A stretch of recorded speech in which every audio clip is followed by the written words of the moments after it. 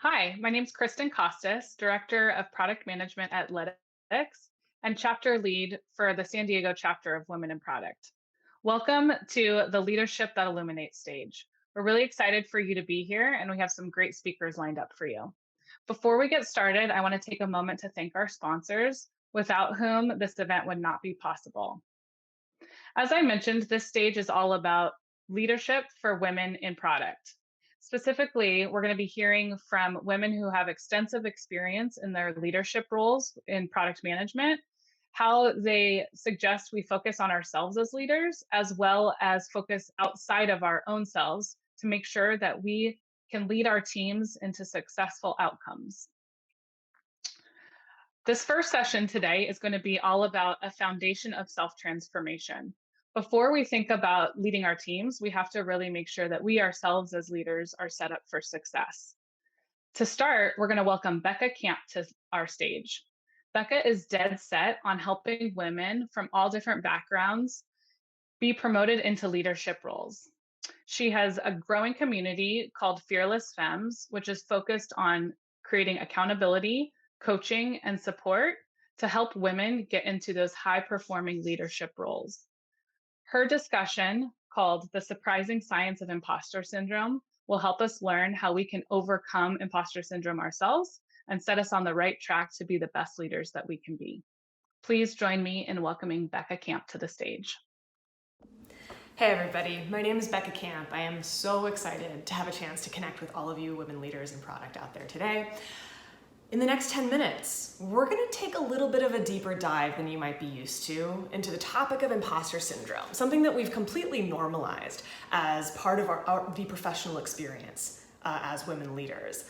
And take a little bit of a closer look at the root cause, using that insight about what's actually happening underneath the surface, the mechanics of imposter syndrome, to create a new framework together to alleviate it for ourselves. My promise to you is that this talk will not be the same old stuff you've heard about this topic before. We will cover fundamentally new ground and use recent research to support kind of a completely different perspective on what's really happening when we have the experience of imposter syndrome at work. So let's get started. Like I said, my name is Becca Camp. I run a community of women leaders in product, a very unique community of folks who overcome imposter syndrome over the course of the program to get paid what they're worth, get promoted, and critically, to use that influence, that confidence, to create a more just and equitable workplace. The one that is more just, equitable, and supported for everybody. The community I've built is called Femmes. It's an extremely unique community for women in product where we learn all of the tools that we need to do that. And this tool I'm going to teach today is directly from our playbook. So what makes the Fearless Femmes approach to imposter syndrome so effective is this. We treat the root cause of imposter syndrome rather than just all the symptoms. You're going to leave here today with a fundamentally new understanding of the mechanics of imposter syndrome and the tool that Fearless Femmes use to nip it at its root. But let's back up for a second. Time to revisit the history of imposter syndrome for a moment. Imposter syndrome theory was published by psychologists in 1978, focusing exclusively on the lived experience of, guess who, affluent white women. The study explored imposter syndrome as a phenomenon, but didn't explore at all about why it happens to begin with. So of course, taking this information, being the go-getting, high-achieving women that we are, we assumed imposter syndrome was our cross to bear, our problem to fix within ourselves. But the thing is, 33 years later, since that study was first published, we actually do have the systemic understanding to get why imposter syndrome occurs in the first place. So we're gonna do a quick summary of just a little bit of data that you've probably seen before. Number one, women's statements, especially women of color statements, get questioned and interrupted 3 times as often as men's. Women, especially women of color, are rewarded and promoted less for the same work. We promote incompetent, overconfident people, mostly men by the way, instead of high potential, competent people as a cultural rule. And women, especially women of color, just don't have the same role models who look like them, representation, in positions of power precisely because of the issues I just mentioned. Men's projects have budgets twice as big, headcounts 3 times the size of projects run by women, and a third of men report getting a great deal of C-suite visibility. of their projects compared to 1/4 of women on the same axis. On and on, all data that we've seen before. But here's the thing. These micro and frankly macroaggressions have a real cost. When you arrive to a meeting feeling curious, confident in your history of being able to solve problems and learn new things, but instead of having that confidence and assurance and benefit of the doubt mirrored back to you, you're undermined. Years and years of people questioning you at higher rates than other people, of course, eventually we'll start to wonder if we're as capable as we thought we were at the outset. Ruchika Tulshyan, a DEI researcher, put it beautifully in a piece in Harvard Business Review just recently, earlier this year. She says the same systems that reward confidence in male leaders, even if they're incompetent, punish white women for lacking confidence, women of color for showing too much of it, and all women for demonstrating that confidence in a way that is deemed unacceptable. So here's my question for you. What if imposter syndrome weren't an internal struggle at all, but an external one? What if imposter syndrome was simply a normal, frankly appropriate response to being constantly undermined? Our bodies, our insight, and our goals are affected by this undermining. So let's break it down one thing at a time. When we're constantly undermined, our bodies react. Specifically, they go into survival mode, that fight, flight, freeze, or appease response that you've probably heard of and learned about in high school biology. So this response has many symptoms, but the primary symptom is the way we breathe. When you feel afraid, you probably either hold your breath or start breathing in a shallow, rapid manner. That one actually taken to the extreme can result in a panic attack. When we're undermined all the time, we exist in a state of low-grade fear all the time because we've learned it's impossible to predict how people will react to the things we do. Psychological safety, and thereby extension physical safety, is totally absent. Next, this undermining affects what we like to call in Fearless Femmes our insight. It's the beliefs that we hold about ourselves, the world around us, and our own capabilities. When you're not rewarded for good work commensurately, the lesson we take away is that we don't belong here. Our ideas are not good enough to get the kind of reward that we would expect, and eventually we start to believe that truth. Lastly, this undermining affects the goals that we set for ourselves. A promotion, too big, probably can't get it. Landing a big contract, too big, can't handle it. I've gotten all this feedback that I probably can't handle it. In these moments, our only goal is to survive, to play small, disappear, be ready to defend ourselves. Our body, in an effort to keep us safe, is now calling all of the shots, and dreaming does not have a place here. As a result, our goal, rather than get promoted or pursue a big risk or take big swings, is more like disappear. Be perfect so they can't criticize you. Or the opposite, overcorrection. Be the most impressive and scary so that they leave you alone. None of these goals, by the way, are actually attainable. And so the cycle then continues. Your breath, your operating insight or belief system, and your goals all form a container of anxiety, which is the root of imposter syndrome. So, what do? Does the fact that these externalities mean that we cannot do anything about it? Absolutely not. In Fearless Femmes, we use what we call the big breakthrough. If this is where we want to start, we wipe the slate clean for a moment. It's time to backwards engineer the state that we want. A state of confidence, calm assurance, and curiosity. All of the things that make us great product leaders. So let's go backwards. What's our goal? Get promoted, collaborate at the highest level, command respect. That is what success looks like to us. But pick a goal that has soul for you. It's never just about the job title for anybody that I've ever worked with. It's about what it represents to you. It's about the impact you're destined to have on the world. Next, insight. What do we need to believe to make this goal attainable, fundamentally possible. If we believe we don't belong, this goal is not going to happen. So what are we going to choose to believe instead? How about being of service? That's my personal go-to. Even if I only have even if I'm only just the tiniest bit of service of you today here, I've won. I'll allow nothing to get in the way when being of service is my insight about why I'm here. But here's the thing, we can think these thoughts until we're blue in the face. Oh, I'm of service, I'm here to be of service. But if our body isn't on board with the fact that I belong here, that my service is needed and valued, it's not gonna work. So that's why we focus on the breath, the foundation for each of these things. The breath is the number one input into our body's fight, flight, freeze, or appease response.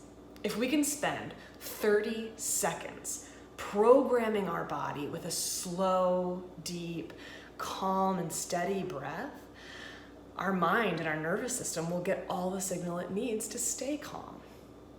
If you're breathing calmly, you probably aren't getting chased by a tiger, right? So we're all good. We're safe to be creative, to be curious, to take risks, be vulnerable, to be thoughtful, to connect with others at the highest level and collaborate at the highest level. So here's your homework. I want you to draw this triangle next to your computer with Post-it notes for each of the sides. Breath, insight, and goal. Every morning, I want you to try spending 30 seconds. This is what science has told us is all that's necessary. Tuning into your breath. Slow, deep, calm.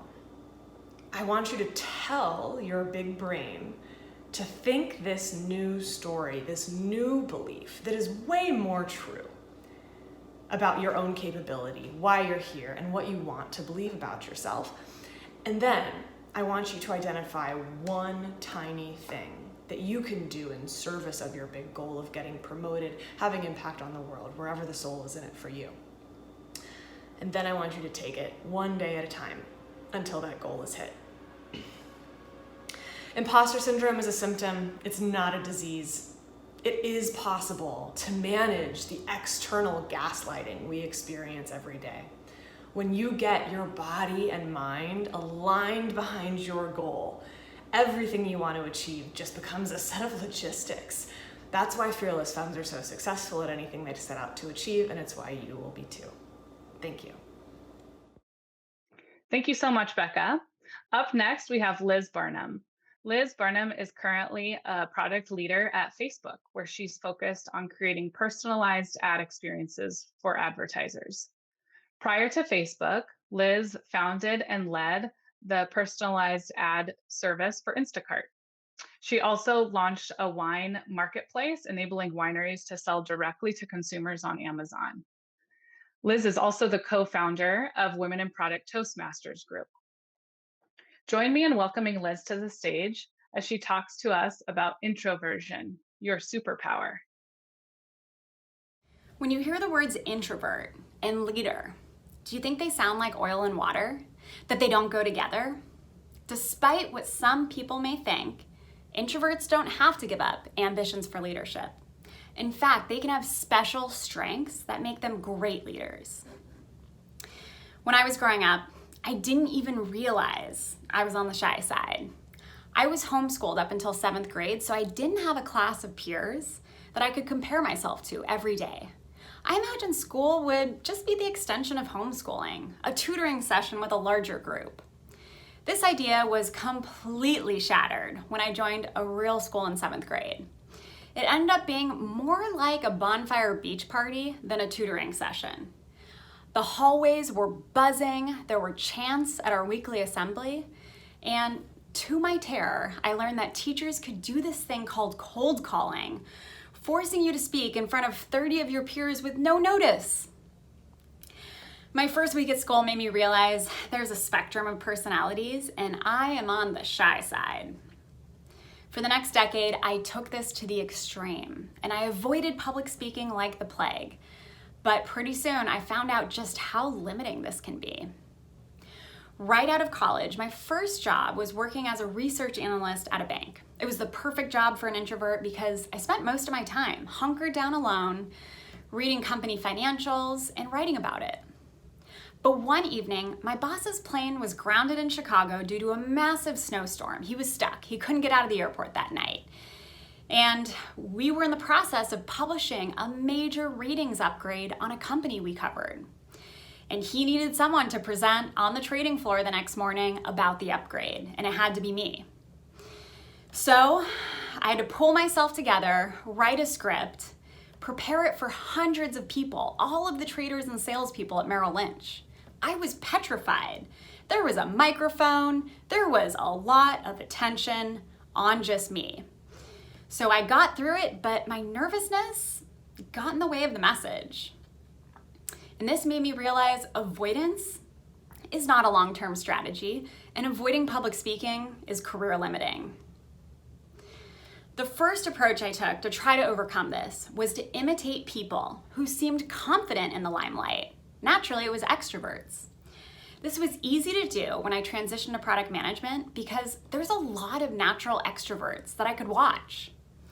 But if you've ever tried to change yourself to fit in and get ahead, you'll relate with this because it doesn't feel good inside. It felt inauthentic and it was exhausting. I tried this approach for years, but then I had a visceral experience that revealed this really wasn't working. I was presenting my annual roadmap to my CEO. He asked a few startling questions and my extrovert act completely unraveled. My voice started shaking with insecurity, my nervousness was making everyone in the room uncomfortable, and the engineering manager of my team gave me the saddest look of pity. He put his hand on my shoulder to stop me from speaking any further, and he took over the presentation. My colleague had to finish a presentation of my work because my speaking anxiety was so distracting.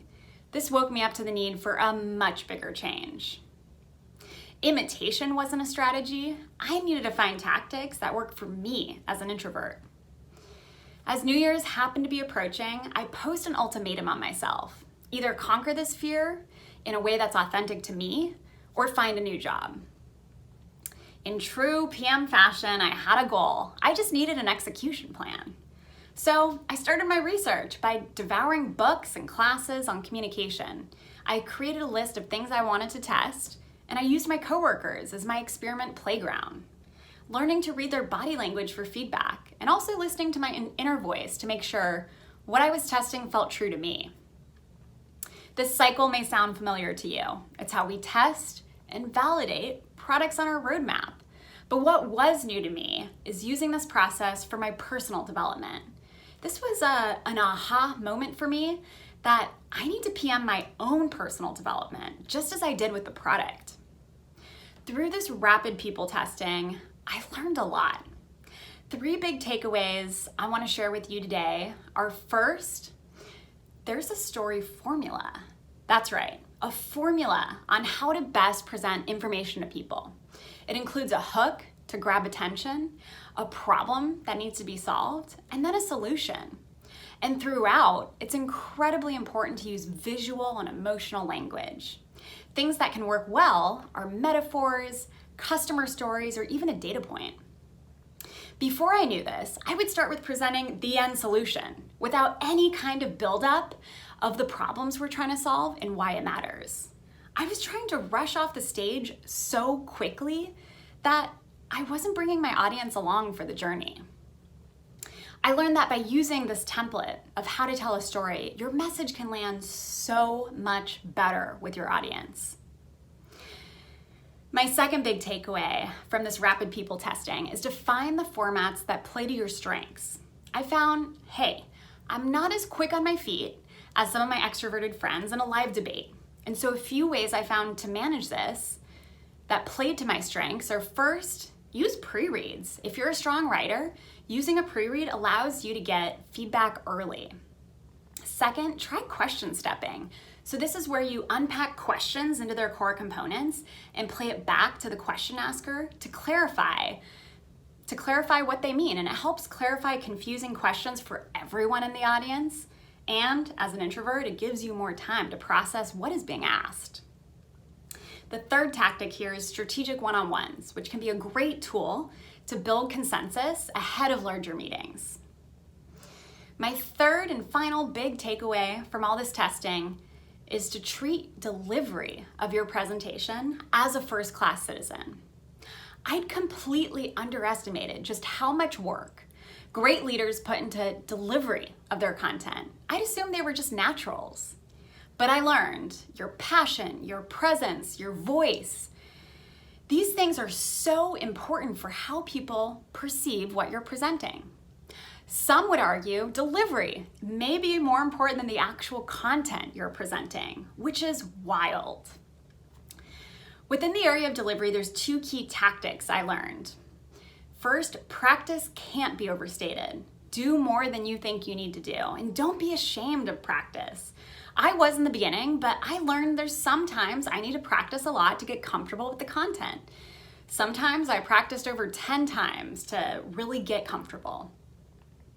My second big lesson is to be aware of language traps that women are especially susceptible to. Be concise. Start with a headline. Don't provide too much details. Avoid upspeak. Don't say sorry. And avoid soft words like hope and feel. Instead, replace it with more confident framing, like this is a great opportunity. From this rapid people testing, I found tactics that worked for me as an introvert. And I can tell you, small changes like these can have a transformational impact. I'm now competent enough at leading in the spotlight that I get volunteered by my team to represent them. This is a stark difference from needing others to step in to literally save me from the stage. My big takeaway for you is this: you don't have to be an extrovert to be a great leader. What is important is to find your own style of leadership that feels authentic to you. I encourage you, if you've ever asked yourself whether you have the personality to lead, stop asking yourself if. Instead, ask yourself how. Learning how to lead as an introvert takes courage, grit, and effort, but it's hugely rewarding. I hope you'll commit to challenging yourself to find your leadership style that feels authentic to you and leverages your special superpowers.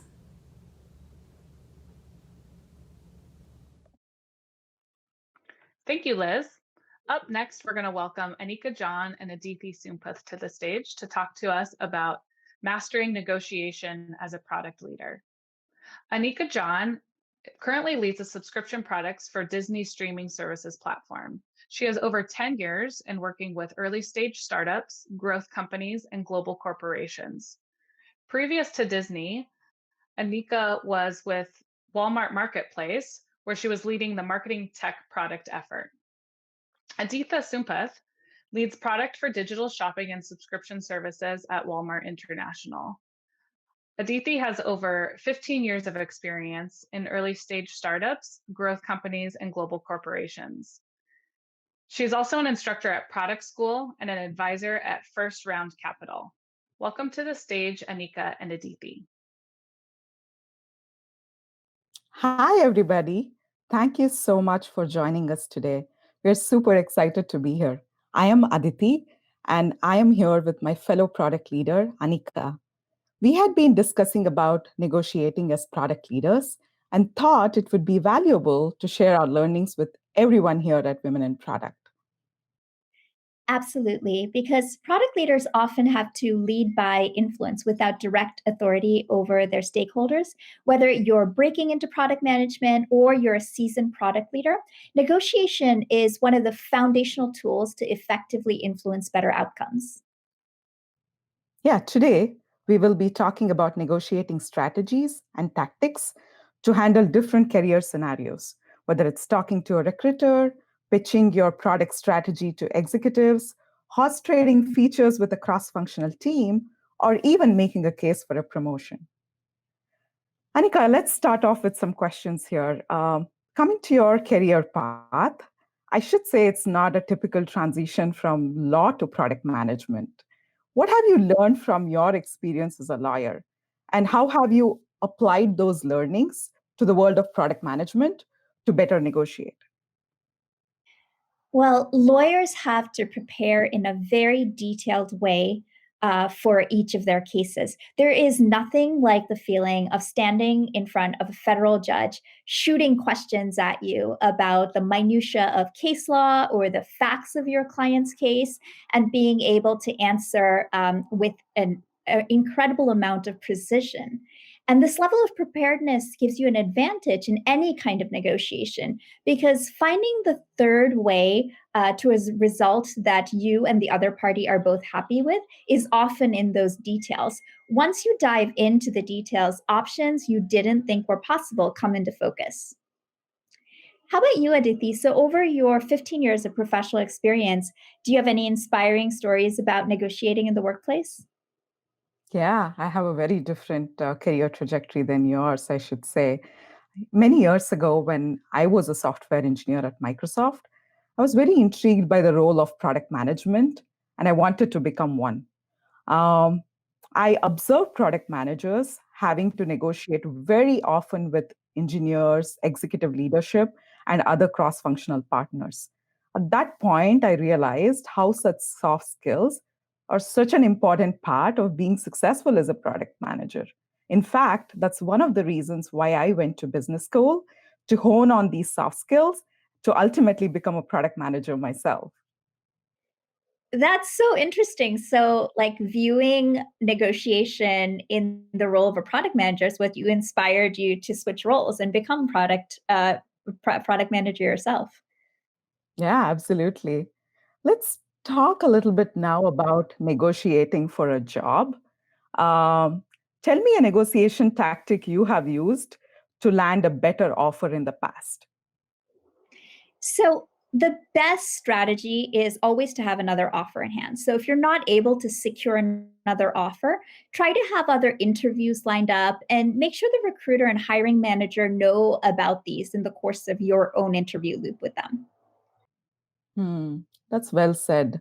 But how do you really manage the timing of landing all these offers at once, especially in case of off-campus situations? Yeah, so the key to negotiating and setting yourself up for success is really at the beginning of your job search. So it's important to cast a wide enough net to a few different companies. So network using your own network, LinkedIn, set up informational interviews, always apply to jobs using references because you're more likely to be considered, and try to set up interviews that are timed within a few weeks of each other. So, the best scenario I've seen is a good friend of mine who managed to line up 11 interview loops just within a month or so of each other. And she eventually got a great position and she's very happy in her job. She was able to negotiate a 40% compensation increase in her current role. And then her old company offered her a 25% increase to stay at that company. But of course, this was her dream role. So she switched. But that's just an example of how that level of preparedness before in planning out your job search really pays off.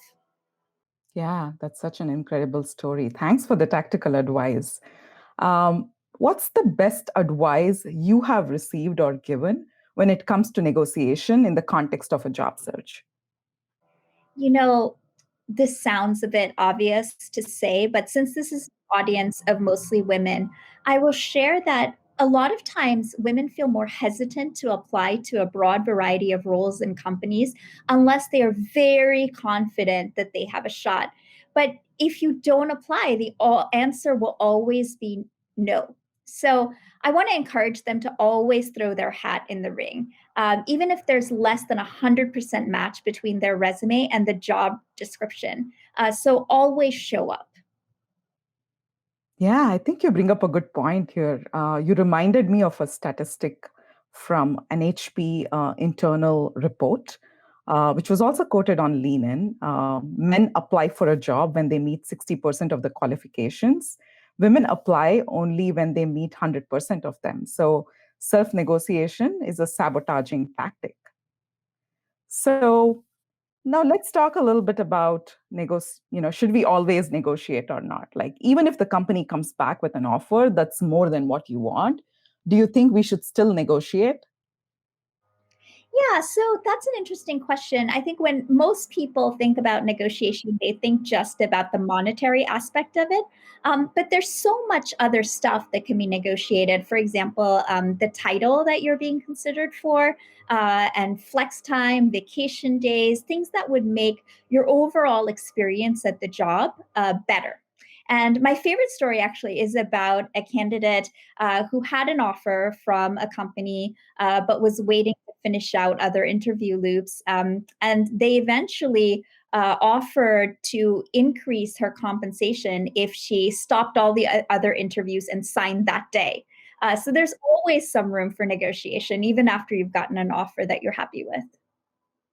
And an interesting stat, specifically tailored to women, is that 60% of women actually never negotiate their compensation. So I'm hoping that we'll inspire people to break this trend. Yeah, I was going to say that. I've heard that before as well. Absolutely. Like, in fact, as a hiring manager, I would want to know if a candidate negotiated or not. This can be a signal for how they would fare as a product manager on the job, given negotiation is such a key skill for a product manager. I have a very interesting story about that. I was negotiating for a position as chief business officer of a startup, and I was negotiating with the founder. And it was a revenue sharing agreement with a smaller base salary. And so we went through several rounds of a very complicated formula for the revenue sharing. And finally, we came to an agreement after about 2 months. And we sat down and signed the papers. And after everything had been done, she said, you know what? After that negotiation, I'm really glad that you're on my team. So it really helps in your overall impression in your new position to actually engage in that negotiation process. Yeah, absolutely. First impression matters, right? Yeah, absolutely. So let's switch gears a little bit. You've led product teams for many years now. As a people manager, once somebody has been in the role for a while, what are the qualities that would inspire you to fight for the promotion of one of your direct reports? Yeah, that's a good question. Generally, I would look for both past performance as well as potential, but the mix between the two can vary. There was a situation where I had a product manager on my team who did not have a lot of past performance to show, only because of lack of opportunities. But she was very high potential. So I did push for her promotion, got her that promotion, and gave her the needed opportunities for her to prove herself. And she ended up thriving really well in that role. That reminds me of some research I was reading about that says that women are often judged on their historical performance, and men are often judged on their potential. So it really aligns with your story and what you were saying.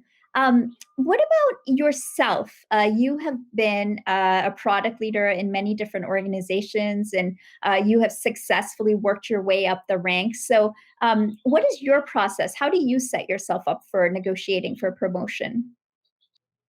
Yeah, maybe I'll explain this with one of my previous experiences. This was a time when I had just taken up a new role, joined a new company, and within a few weeks of joining, I began to feel that I was leveled down as I was hired into the role. However, I did not walk and ask for a level correction right away.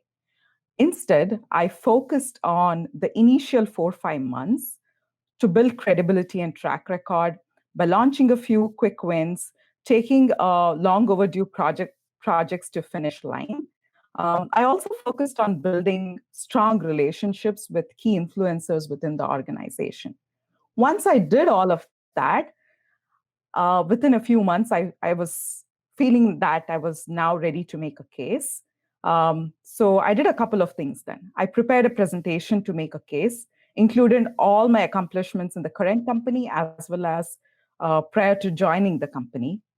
I truly believed in the overall vision of the company and was going to be very committed to my job, no matter what the outcome of the promotion discussion was going to be. However, a promotion would make me much more happier and valued. I exactly expressed this with my outside voice, uh, just to support as a supporting data point. At the end of all of this, I did end up getting that promotion six months into the job. And that was a big win for me as well as for the company. So the takeaway is be ready to put in the work, no pain, no gain. Explain why the situation is not fair and gather data points to justify that. You know, that's such an interesting story, and it really highlights what I learned as a litigator, that most of negotiation is just preparing yourself for setting yourself up for success. And it really strikes me that your work actually started 6 months before you ever thought about like presenting and doing the negotiation to be up leveled. So in order to be successful in this process, you really need to be thinking 6 months or 1 year ahead. Yeah, absolutely. What is the best tactical advice you have received when you're about negotiating for a promotion? You know, one of the women leaders at Disney gave this advice in one of our forums, and that was to network really well within your company and consider up leveling within other teams at the same company. And that way, you're leveraging your reputation and the good work that you've already done within the company. A lot of people think about up leveling or promotion in their team, and then the alternative is to go out and look for another offer. But really, you know, working all the opportunities in your own company is also like a third path to a promotion and getting to the level that you want. Yeah, that's such good advice. And having done that before, I think that's definitely an option on the table that we don't consider enough. Something that would need is also a lot of preparation beyond just networking. While you want to build advocates for yourself, even within the organization, at the same time, you got to be prepared to do whatever it takes. In fact, there was a situation when I had to go through full loop of interviews all over again to make that internal transition. So going back to what I was discussing earlier, right? Preparation is such a key thing when it comes to negotiating for a promotion as well. Yeah, absolutely. No, I totally agree. Yeah. Let me ask you this in terms of executing well in a product role. Do you believe that negotiation is a key skill for a product manager? Yeah, definitely. You know, building a product is very much a cross functional effort, especially at the larger companies. And the product manager's job is to lead all these different groups with different priorities to build the best product for the customer. And this requires a lot of negotiation. Yeah, absolutely. And what are your key learnings from negotiating as a product leader? I know we hear it a lot, but empathy really is the key. So whether it's an engineer or an other product manager that you're working with, or even a project manager, another person's initial position might throw you off. You know, why would this person react to a particular request this way? But once you dig deeper into their circumstances and understand their goals, then you really can, you know, understand how to work together. So with engineers, often, you know, they have different constraints that you might not be aware of. They might be concerned about technical debt when you want to build something. For other product managers, it's very important to understand the metric that they're seeking to move, their product roadmap, and the lay of the land for them. And once you really dig into, you know, that other stakeholders' goals, then you can start to talk about meaningful alternative solutions. So, Adithi, you've been product management for over a decade now. What have your learnings been? Yeah, I think apart from what you said around anticipating other parties' needs and wants, separating the discussion of problems from exploration of solutions is extremely valuable. Um, Also, in case of work relationships that are long lasting, over negotiation can become a very bad thing. So, really looking for like win win solutions and trying to find the middle ground whenever possible, I think would also be a good learning. Interesting. Are there any standard frameworks that you follow when it comes to negotiation? There are a lot of standard frameworks out there, but really for me, it's been imbibing the best from all of them and thinking about a few things, right? I think generally knowing what you are trying to accomplish, developing a game plan before negotiations start, doing your homework, including understanding the counterpart, and knowing what you can give up, and then working towards a win win. Yeah, absolutely. Are there any situations when you cannot negotiate at all? Sure. There might be, natural constraints on a situation. One thing that I can come up with is executive requests on your product roadmap, right? A lot of times they are hard requests. They affect the market. They affect, other deals that the company has going on. They might be legal requirements. And so you really can't push back on that particular request. But again, if you have prepared your product roadmap, you've done things like impact analysis, and you know where everything should fall given this executive request that's just come in, then again you're much more prepared to maybe negotiate on some of the other points in your product roadmap. So again, it all comes back to preparedness in your initial position to be able to handle a negotiation where you really can't say no. Yeah, absolutely. I think still asking the right questions to unpack all of the different data points you need, I think is still very important, as you said. Well said, Anika. Yeah.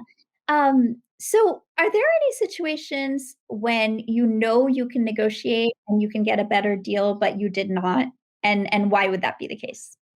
Oh, that's such a good question. Yes. In short, I would say that for sake of preserving long-term relationships, I've had to not negotiate. For instance, there was a time when I could have negotiated with a stakeholder for a particular initiative, and I also knew that I could get what I wanted if I had pushed. However, I chose to take a different path because I really wanted to build the stakeholders' confidence and trust in me. And that was more critical for me at that point. So it's really about picking one's battles wisely, I would say. Yeah. As we think about negotiation, like what's the hardest thing about negotiating for you? I think definitely having to say no. No matter how many times you have to do it, it's always still very difficult. So, especially if you work with an environment of very smart people who have put a lot of time and thought and energy into their proposals and their really good ideas, but it just doesn't align with where you're heading with your product roadmap, or there are other constraints that they didn't consider. I think having to say no to something that's very well thought out by somebody who really cares about the product and the end result, I think that's always a difficult thing. So true, so true. I would say that making it one sided is easy, but making oneself and the other party feel like they both won, rather got something out of that negotiation, that's the hardest part. Yeah, absolutely, definitely. So, as a final word to our audience, is there a takeaway that you'd like them to remember? Yeah, I think we talked about it a lot. I think it's really about preparation. Whether you're job searching, managing stakeholders, preparing to up level, uh, preparing for a negotiation will give you that edge. Sometimes you probably need to prepare for a year in advance to give yourself as many options as possible. How Yeah, about you, absolutely. Anika? Well, so my takeaway would be really the empathy part of it, right? So, once you've prepared, your side, you really need to know the other person's position, their motivations, their goals, why they're doing what they're doing. And once you understand that, then you can really be in a good position to work together to find a third way. And that's really the key to success. Yeah, absolutely. Hey, Anika, I really enjoyed having this conversation with you and want to take a moment to thank you. I also want to thank the audience for listening to us today. Have a great rest of the day. Thank you. Thank you so much to all of our speakers, Becca, Liz, Anika, and Adithi, and to all of those who joined us today.